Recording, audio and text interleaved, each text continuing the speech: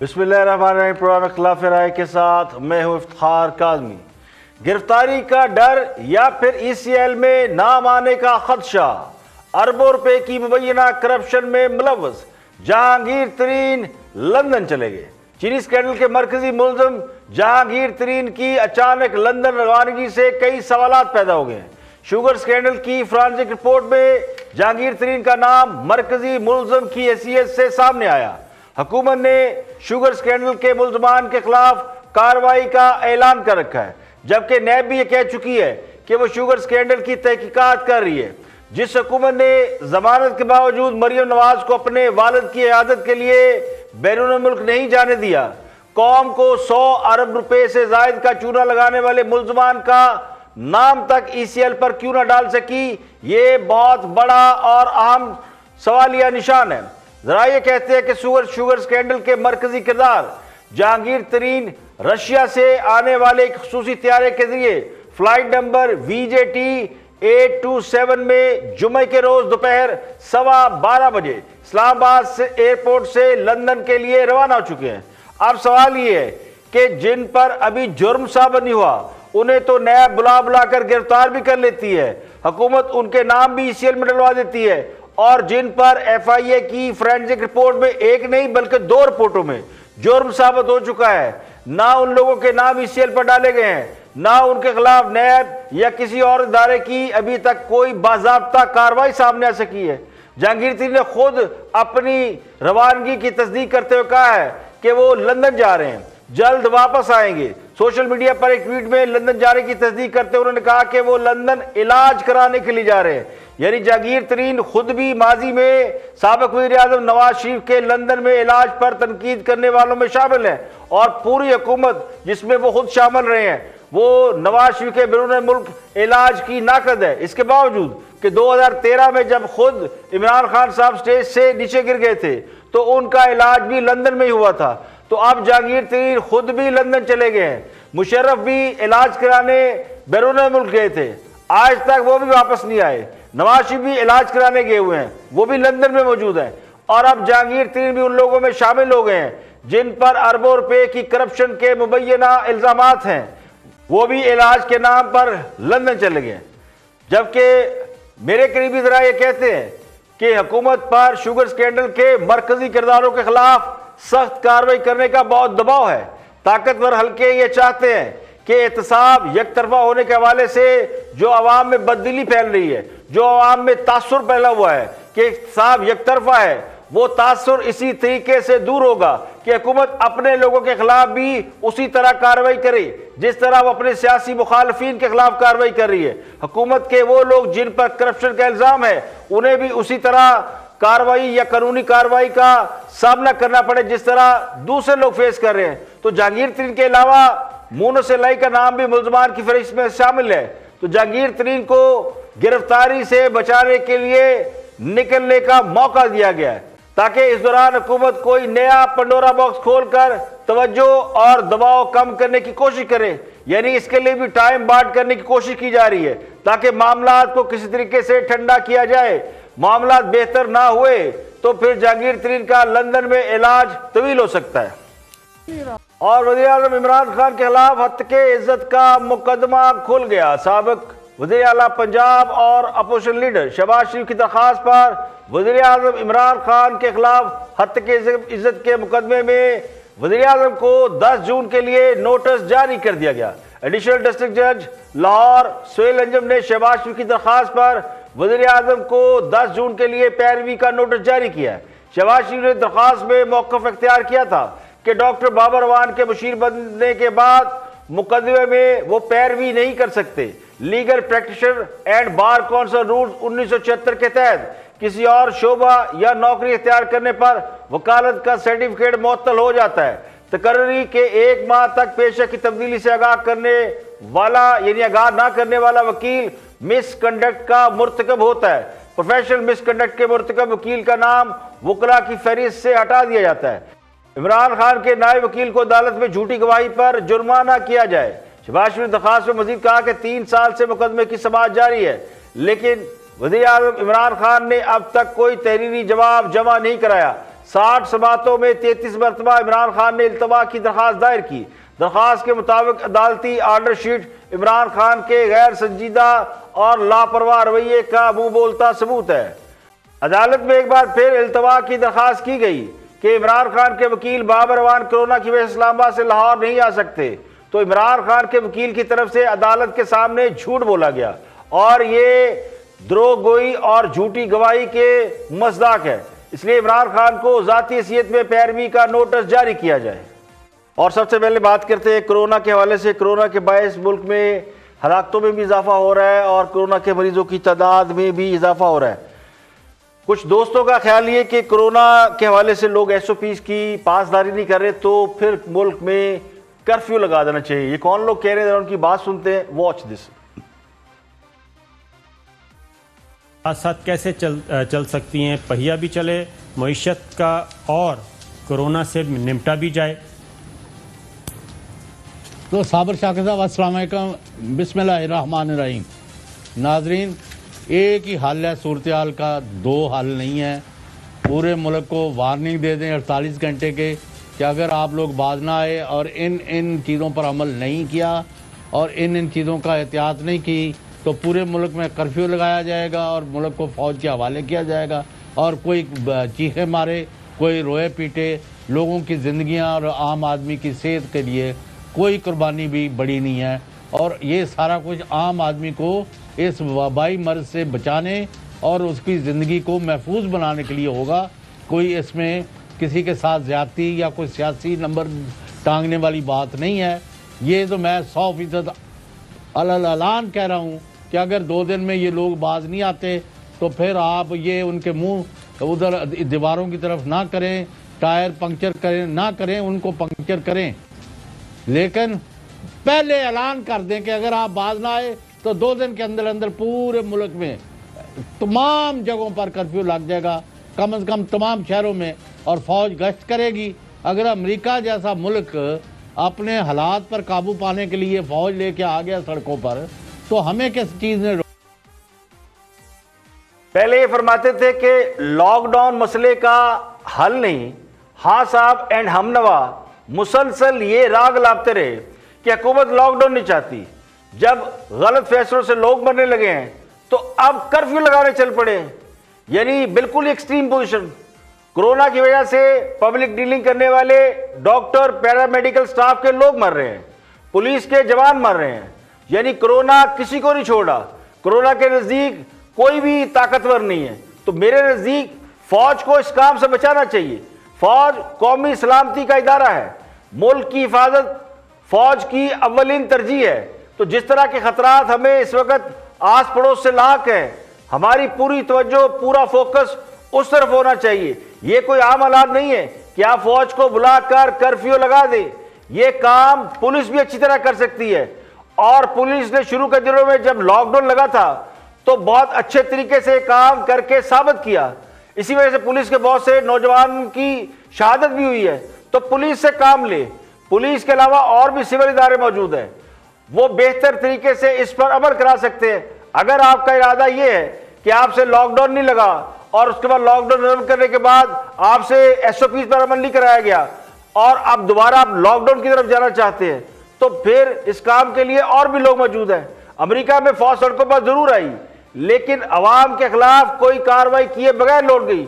उन्हें मालूम है कि अवाम से उलझना या अवाम से बिल्कुल बराह रास्त हो जाना, फेस टू फेस होना, ये ना फौज के लिए अच्छा होता है, ना अवाम के मफाद में अच्छा होता है। यहां पे लेंगे एक ब्रेक और ब्रेक के बाद वापस आएंगे और भी हम मौजूद आपके साथ शेयर करेंगे। हमारे साथ रहिए। Welcome back. आप देख रहे हैं प्रोग्राम इख्तिलाफ राय और मैं इफ्तिखार काज़मी। ब्रेक के बाद हाजिर खिदमत है। कुछ महंगाई की बात कर रहे हैं, महंगाई को कम कैसे करें। ना ये बात खास सबको समझ आ रही है, ना उन लोगों को समझ में आ रही है जिनको बड़े बड़े ओहदे दिए गए थे और इसलिए दिए गए थे कि वो आवाम को डिलीवर करेंगे। तो खान साहब के करीबी लोग ये दासर दे रहे हैं कि खान साहब महंगाई कम ना होने पर नाराज़ हैं।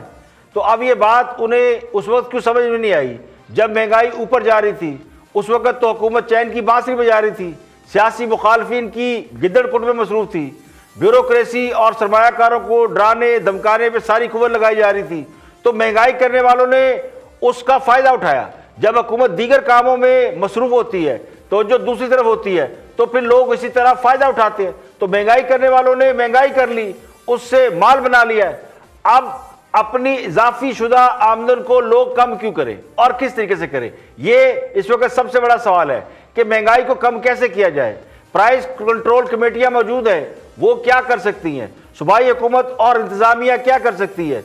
अब या तो ये काम डंडे से हो सकता है या फिर कोई मैकेनिज्म बना हो तो उस मैकेनिज्म के तहत हो सकता है। वैसे तो हुकूमत की नाकामियों की बहुत सी वजूहात हैं, लेकिन जो सबसे बड़ी वजह है वो प्रायोरिटीज है, तरजीहात है। अगर पिछली हुकूमत पर इदारों को खराब करने का इल्जाम था तो फिर पहला काम यह होना चाहिए था कि इदारों को ठीक करते या रिफॉर्म्स की जाती। अगर खास अब पहले रिफॉर्म्स कर लेते तो आज जिस तरह होश पोश तरीके से हुकूमत चल रही है ये ना होता। यानी पेट्रोल सस्ता करते हैं तो पेट्रोल की किल्लत, मुर्गियों की प्राइस बढ़ जाती है, आटा मार्केट में महंगा हो जाता है, चीनी का स्कैंडल तो सबके सामने है। तो जब हुकूमती तरजीहात ही सियासी मुखालफिन की ऐसी तैसी करना हो और उनकी बेबसी को एंजॉय करना हो और फतह के शाहजहां बजाना हो, इसी को हुकूमत समझा जा रहा है। तो ऐसी हुकूमत पब्लिक के लिए, मेरे और आपके लिए, आवाम के लिए क्या डिलीवर कर पाएगी। तो महंगाई के बढ़ने के असबाब मालूम होते, उन पर काम किया होता तो फिर आज उसे नीचे लाने के मैकेनिज्म का भी इल्म होता। तो पेट्रोलियम मसनूआत की कीमतें जब बढ़ती हैं तो आम तौर पर लोग हर चीज की कीमत बढ़ा देते हैं, उसकी भी जिसका पेट्रोलियम मसनूआत से कुछ लेना देना नहीं होता। तो ये पिछले कुछ अरसे से यानी पिछली हुकूमतों से भी यही रवायत चली आ रही है। तमाम हुकूमतें एक जैसे ही बिहेव कर रही है। नवाज शरीफ ने सिर्फ एक ये काम ये किया था कि उन्होंने महंगाई में कमी की और उसके बाद उसमें इस्तेहकाम पैदा किया। एक बार प्राइस ऊपर गई, बहुत तेजी से गई थी, लेकिन उसके बाद फिर उनको कंट्रोल किया गया। जब कंट्रोल किया तो फिर उन्होंने मुस्तहकम रखा, कारोबार के लिए डॉलर को मुस्तहकम रखा ताकि बिजनेसमैन को सरप्राइज ना मिले। तो इससे आम लोगों को, बिजनेसमैन को सरप्राइज मिलना बंद हो गए। ये नहीं होता था कि सुबह उठे और फला चीज 2 रुपये, 4 रुपये, 5 रुपये महंगी हो गई है या फिर मार्केट में मिल ही नहीं रही। तो चीजों की किल्लत में भी काबू पाया और महंगाई को भी कंट्रोल किया। ये एक पूरा मैकेनिज्म था। जिस तरह आज रोजाना हमें सरप्राइज मिल रहे हैं कि हर अगले दिन कोई ना कोई प्रॉब्लम खड़ी होती है, कभी कोई चीज शॉर्ट, कभी कोई चीज शॉर्ट, कभी आटा महंगा, कभी चीनी, कभी गंदम, कभी चिकन, कभी टमाटर, कभी डॉलर ऊपर जा रहा है। तो हर रोज कोई ना कोई सरप्राइज मिलता है जिससे आम आदमी ना सिर्फ कारोबारी बल्कि ज़हनी तौर पर परेशान है। तो कहीं भी ठहराव नहीं है। वो कहते हैं ना जी फला चीज स्टेबल होगी, ठहराव है उसमें, स्टेबिलिटी है, तो वो नहीं है। तो खास आपको भी महंगाई में कमी के लिए ग्रास रूट से चीजें समझना होंगी, खेत से मंडी और फिर सारफ तक, कंपनी से रिटेलर और फिर सारफ तक। ये पूरा मैकेनिज्म बनाना होता है। ये मैकेनिज्म आप बनाएंगे तो महंगाई में कमी होगी। डंडा चलाने से कुछ नहीं होता। 2-4 दिन के लिए लोग कीमत कम कर देंगे, लेकिन एक तरफ से कम करेंगे, दूसरी तरफ से बढ़ा देंगे, उसके बाद फिर ये सिलसिला शुरू हो जाएगा। तो महंगाई कम कराना कोई रॉकेट साइंस नहीं, अगर किसी को काम आना आता हो। तो पेट्रोलियम मसनूआत की कीमतों का जो सबसे बड़ा तल्लुक है, गहरा तल्लुक, वो हमें ट्रांसपोर्ट से समझ में आता है। तो जब तक हर सतह पर आप ट्रांसपोर्ट के किराए कम नहीं करेंगे, यानी हुकूमत ने पेट्रोल की कीमत कम की है, तो क्या कहीं भी किसी भी सतह पर किराए कम कराए हैं? जहाज से लेकर चिंची तक किसी का किराया कम नहीं हुआ। तो फिर बाकी चीजें सस्ती कैसे हो जाएंगी? ये क्या बैठ के रोज कहते हैं चीजें सस्ती कर देनी, पेट्रोल सस्ता हो गया। तो आपको मैकेनिज्म तो पता नहीं कि ट्रांसपोर्टेशन सस्ती करें। जब तरसील के अखराजात कम होंगे तो किसी को शिया की कीमतों में 2-4 रुपये, 10 रुपये कम करने में कोई दिक्कत नहीं होगी। लेकिन अगर ट्रांसपोर्ट महंगी है तो पेट्रोल आप लाख सस्ता करें, तो फिर लोग कैसे चीजें सस्ती करेंगे? तो दफ्तरों में बैठकर हुक्म चलाने से कुछ नहीं होता। जरा जमीनी इकाई पे देखे, ग्राउंड पे उतरे, देखे, ट्रांसपोर्ट के किराए कम कराएं। और ट्रांसपोर्ट के किराए क्या कम कराएंगे? उल्टा पेट्रोल ही नायाब हो गया है। अब तो कराची से लेकर लाहौर तक लोग लाइनों में लगे हुए, पेट्रोल नहीं मिल रहा। तो ये कोई सरकारी इदारा नहीं है जो साहब के मूड को देखकर एक्ट करेगा। इसलिए बहुत सी सीरियस एफर्ट करने की जरूरत होती है। तो महंगाई कम होगी, खेत से मंडी और मिल से यानी फैक्ट्री से दुकान तक के खर्चे अगर आप कम कराएंगे तो महंगाई खुद बहुत नीचे आएगी। वरना लोग ये भी कहते हैं कि चीनी 55 रुपये किलो थी, फिर जहांगीर से आए तो 62 रुपये हो गई, सब्सिडी दी तो 70 रुपये चली गई, पहली रिपोर्ट आई तो 78 की हो गई, फिर चोर पकड़े गए तो 85 की हो गई। और जब फ्रांसिक रिपोर्ट आई तो आटा महंगा हो गया, पेट्रोल नायाब हो गया, मुर्गी कीमत बड़े गोश्त से भी आगे निकल गई है। तो पता नहीं लोग ये क्यों नहीं समझते कि ये होता है विजन और ये होती है लीडरी। यानी पहले तो सियासतदान करप्शन करते थे तो चोरी छुपे करते थे, नहीं नए पाकिस्तान में उसकी भी जरूरत नहीं है। करप्शन करे, इंक्वायरी में नाम डलवाएं, मुलजिम और मुजरिम का ठप्पा लगाए और फिर जी भर के माल कमाते रहे। जब लोगों को पता चल ही गया है करप्शन कौन कर रहा है तो फिर क्या जरूरत है चीनी सस्ती करने की। यानी बदनाम तो हो ही गए हैं, अब माल भी ना कमाए तो और क्या करें। तो जितने अरब रुपए की करप्शन चीनी में हो चुकी है उतने अरब तो सारे सियासतदानों ने अब तक मिलकर लूटे भी नहीं होंगे। तो नवाज शरीफ के लंदन में के फ्लैट जो है ना वो इस 150 अरब रुपए की करप्शन के सामने आटे में नमक बराबर है। वज़ीर के मामून खसूसी नदीम बाबर पेट्रोलियम के मिनिस्टर हैं, देखते हैं कि वो क्या फरमाते हैं। मुल्क भर में पेट्रोल का बहरान जारी है, इसके ऊपर उनका क्या पॉइंट ऑफ व्यू है कि क्यों मुल्क में पेट्रोल की किल्लत है, वजह क्या हुई। वॉच नदीम बाबर। प्राइसेस बहुत रैपिडली ड्रॉप हुई हैं तो कंपनियों को और रिफाइनरीज़ को इन्वेंट्रीज़ पे काफ़ी लॉसेस हुए हैं। अब उन लॉसेस को वो मेकअप करने के लिए अनरेगुलेटेड प्राइसेस, अनरेगुलेटेड आइटम्स पे हायर देन नॉर्मल प्रॉफिट्स ले रहे हैं। एक लिहाज से अगर आप उनके पर्सपेक्टिव से देखें तो वो कहेंगे कि जी अनरेगुलेटेड है, लेकिन हमारे लिहाज से या कंज्यूमर के लिहाज से या रेगुलेटर के लिहाज से किसी तरह भी ये कंडोन नहीं किया जा सकता। और उसकी बड़ी सिंपल वजह है कि जब प्राइसेस ड्रॉप हो रही हैं और आपको इन्वेंट्री पे लॉस हुआ है तो वो वक्त भी आएगा कि प्राइसेस राइज होना शुरू होंगी और उस वक्त आपको इन्वेंट्री पे गेन भी होगा। तो ये एक मार्केट डायनामिक है which is part of doing business. Nadeem Babar साहब, इसमें एक बहुत इंपॉर्टेंट बात ये है कि ये इसमें एक और कानून की खिलाफ वर्जी है कि देखें ये सारी कंपनीज ने मिलकर इस कीमत को रखा है, यानी कि जो 100% से ज़्यादा प्रॉफिट है इन सब ने मिलकर इसका फैसला किया। इसमें PSO भी है, शेल भी है, कॉल्टेक्स भी है, हेस्कॉल भी है, टोटल भी है, और ये कार्टेल बनाया है इन्होंने, ये कार्टेलाइजेशन हुई है।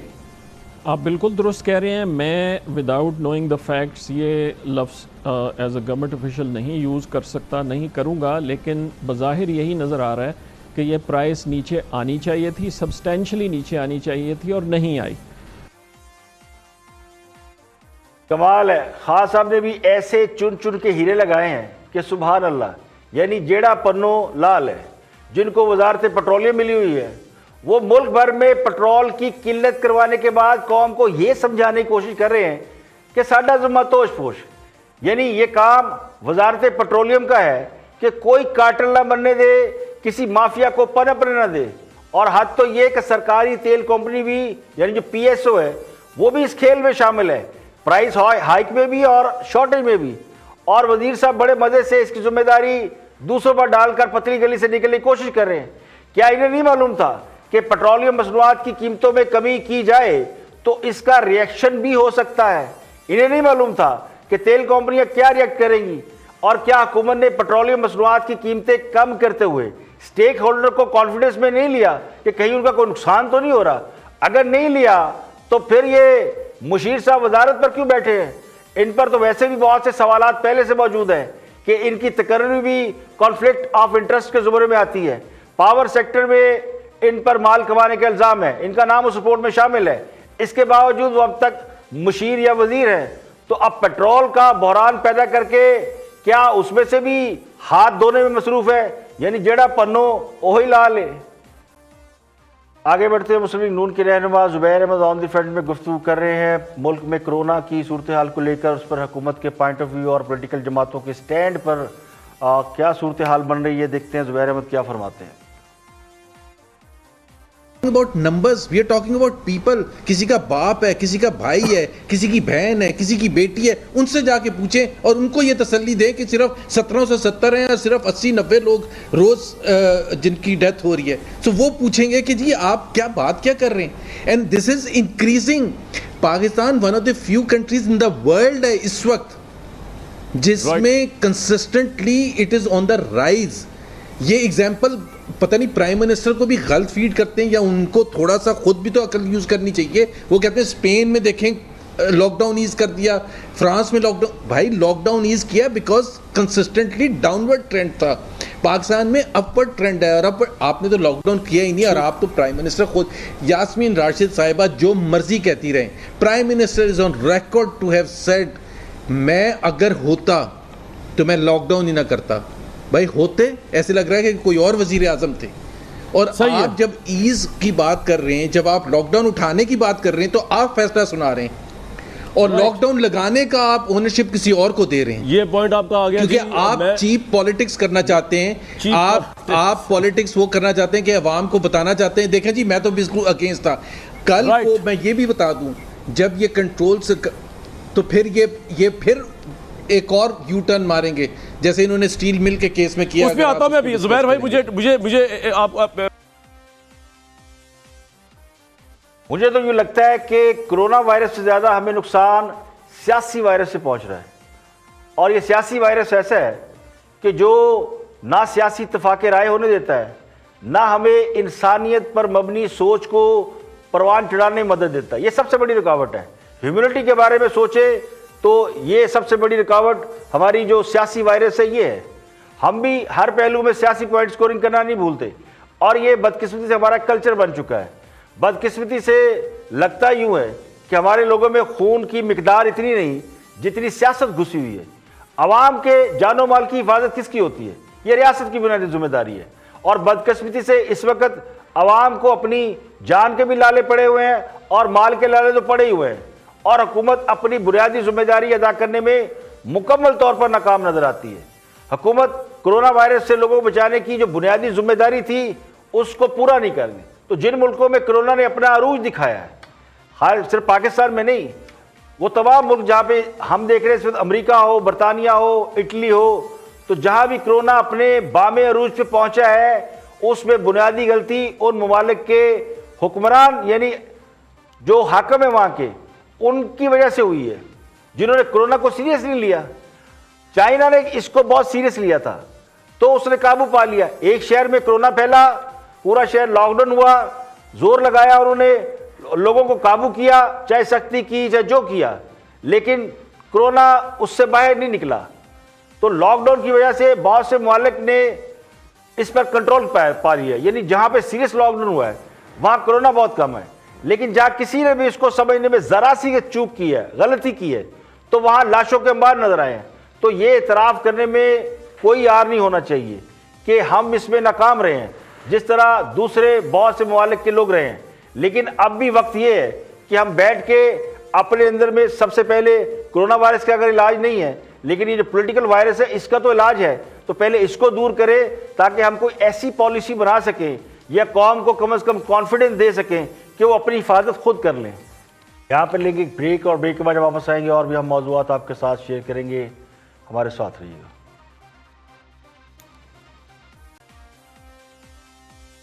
Welcome back. आप देख रहे हैं प्रोग्राम खिलाफ एरर में इफ्तिखार काज़मी। कुछ बात करते हैं भारत और पाकिस्तान की हालिया कशीदगी के हवाले से भी बहुत सी चीज़ें सामने आ रही हैं। हामिद भी ने इस पर एक थीसिस दिया अपने प्रोग्राम में, देखते हैं कि वो क्या फरमाते हैं। हालिया रिएक्शन जो आ रहा है भारत की तरफ से, वॉच दिस। ये बरतानवी जरीदा है द गार्डियन, इसका एक आर्टिकल है जिसमें भारत के साबिक वजीर खारजा जसवंत सिंह के हवाले से कहा गया कि एक top Indian civil servant was CIA spy. इसी तरह मेरे पास एक और आर्टिकल है, ये भारतीय ही अखबार में शाया हुआ है, जिसमें यह कहा गया है कि भारतीय खुफिया एजेंसी रॉ का एक अफसर था, उसका नाम रविंदर सिंह था, और ये भी जो है ये CIA को डिफेक्ट कर गया था।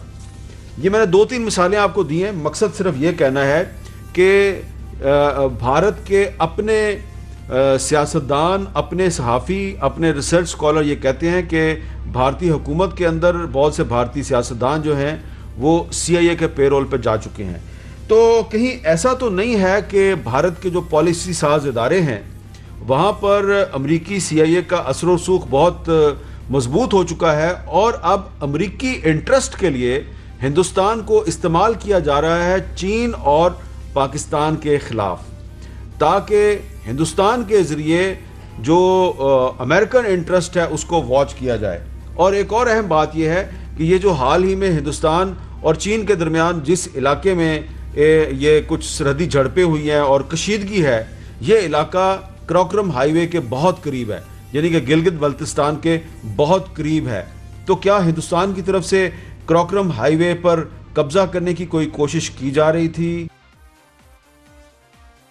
देखिए, एक तरफ हम समझते हैं कि भारत जो कुछ कर रहा है वो मजहबी इंतहा पसंदी या नजरियाती होने की वजह से कर रहा है, आइडियलिस्टिक होने की वजह से कर रहा है।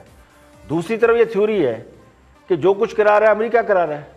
तो बुनियादी तौर पर तासुर ये है कि अमेरिका भारतीय हुक्मरानों की सोच का फ़ायदा उठा रहा है। भारत में जो भी इस वक्त हुक्मरान है वो उस वक्त हिंदवाता नज़रिए को यानी सेकुलरिज्म को छोड़ के मज़हब की बुनियाद पे वो अपनी पार्टी चला रहे हैं। तो अमेरिकी असल में यही करते हैं, यानी अमेरिका का काम करने का तरीक़ाकार ये है कि वो देखता है कि आप क्या चाहते हैं, फिर उसमें से अपना फ़ायदा तलाश करता है। अमेरिका दुनिया की सुपर पावर है और वो सुपर पावर इसलिए है कि उसके पास हर मुल्क की इंफॉर्मेशन है। अगर भारत में अमेरिकी जासूस हैं तो ये कोई हैरत की बात नहीं है। लोग CIA के एजेंडे पर काम कर रहे हैं तो इसमें भी कोई हैरत की बात नहीं है। अमेरिका और भारत के मफादात इस खित्ते में बहुत हद तक यकसा है। चीन दोनों का मुश्तरका दुश्मन है और CPEC का मंसूबा दोनों को इफेक्ट करता है, क्योंकि चीन वो भी सुपर पावर बनने की दौड़ में है तो अमेरिका उसको रोकना चाहता है। तो ज़ाहिर इस खित्ते में किसी से किसी काम तो लेगा। तो पाकिस्तान तो इस काम में हायल हो नहीं सकता, तो फिर इंडिया है। तो पाकिस्तान भी CPEC में होने की वजह से अलग से टारगेट है। तो बादी नज़र में भारत अमेरिका के जरिए अपने मकसद में कामयाब हो चुका है और सिर्फ चीन का मामला रहता है। तो पाकिस्तान को चीन के खिलाफ इस्तेमाल करना मुश्किल है, इसलिए भारत ज़्यादा मौजू मुल्क समझा जाता है। इसी वजह से अगर भारत चीन से छेड़छाड़ कर रहा है या हमसे कर रहा है और उसके पीछे उसकी सोच क्या है, उसको समझना कोई मुश्किल काम नहीं है। आगे बढ़ते हुए वफाकी वज़ीर है असद उमर। आजकल उनका बड़ा नाम आ रहा है स्टील मिल केस में। उन्होंने मज़दूरों से वादा किया था कि अगर स्टील मिल की निजकारी हुई या लोगों को निकाला गया तो उनके साथ खड़े होंगे, लेकिन चीनी केस में, शुगर स्कैंडल में भी उनका नाम आया।